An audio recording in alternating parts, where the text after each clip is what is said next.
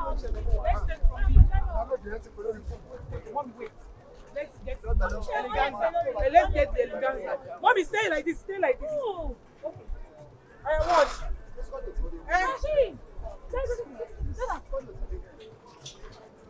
I watch. Get that Eleganza.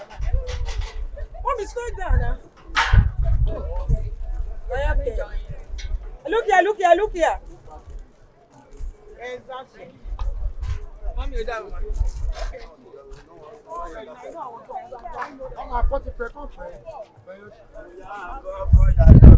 Ayé ni ó jẹ́.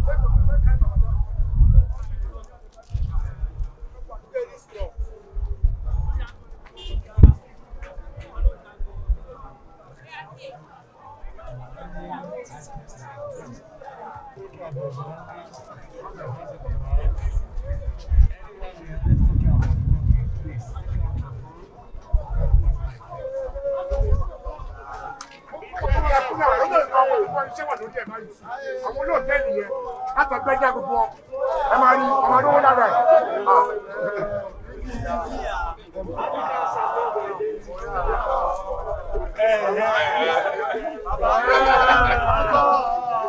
Tó ọ̀dẹ̀ kí ló mú bàbá o. Kí ló ẹ̀kọ́ kọrin èyí ló ṣe ẹ̀jẹ̀ ìdáwó.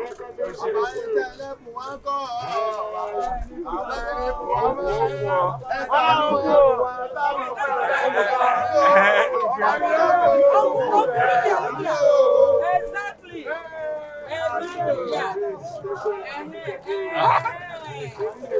Chama essa.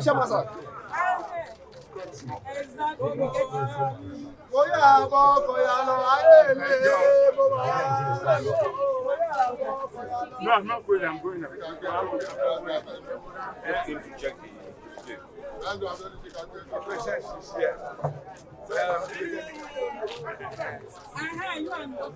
Brother, come inside the picture. Come inside the picture.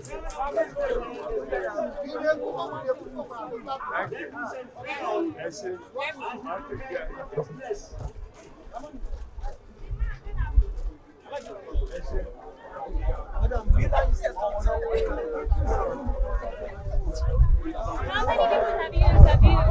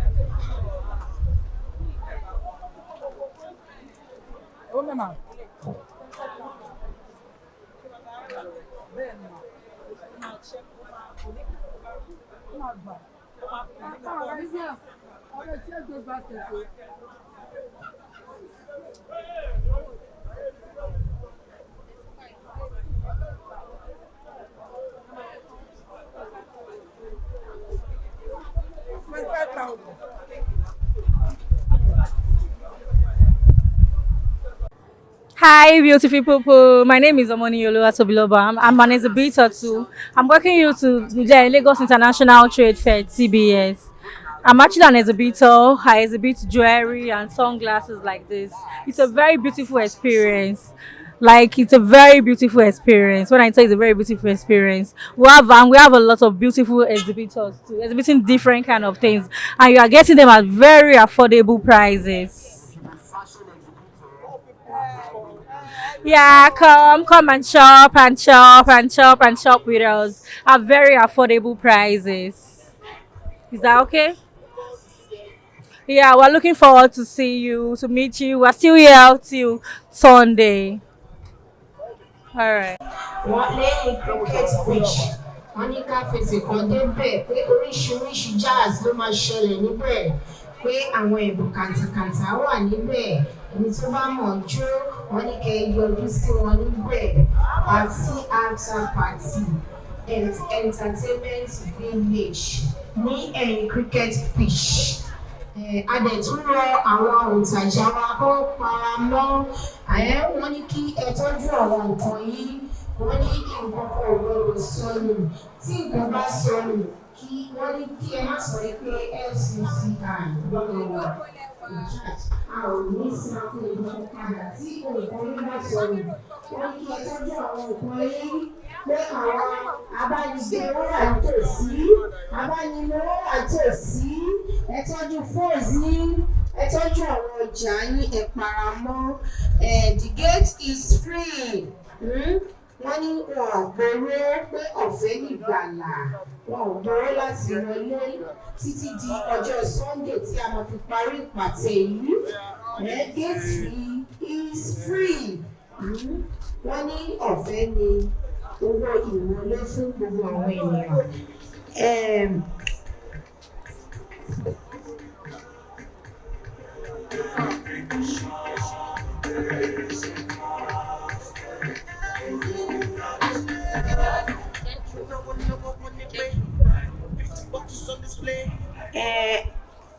Ó sọnù a sì wá rí a rí báàgì kan ní Central Hall orúkọ tó wà bẹ́ẹ̀ ID card ní University of Lagos Nigeria pẹ̀lú ọlá Abọ́sẹ̀dé Adélẹ́yẹ tí matric number jẹ́ 2190-81064 Faculty of Social Science Business Economics. I'm not getting it. Tí ó bá jẹ́ pé ìwọ ni ojú ọmọ yẹn kí o yọjú sí Information Center pẹ̀lú ọlá Abọ́sẹ̀dé Adélẹ́yẹ. We are expecting you.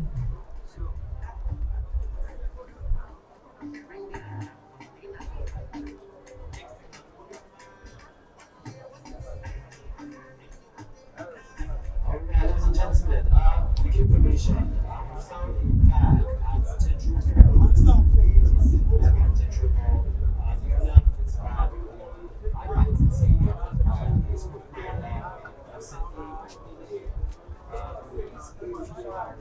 premises. Find the way to the Information Center.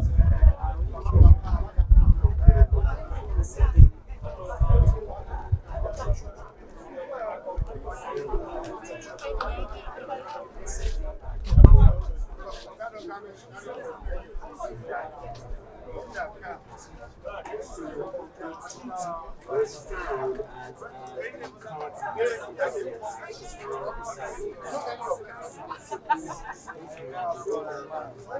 Who they call the